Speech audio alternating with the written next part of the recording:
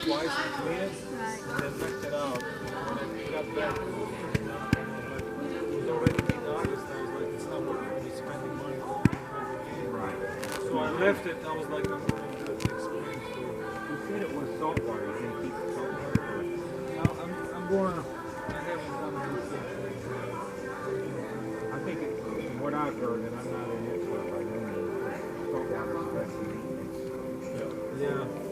That's what Teresa and Robbie have they use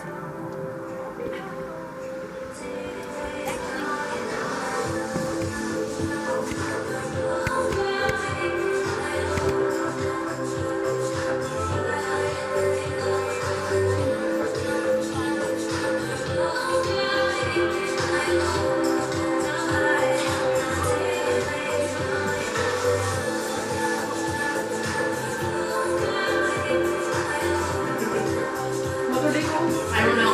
Dan, what is a purple tree?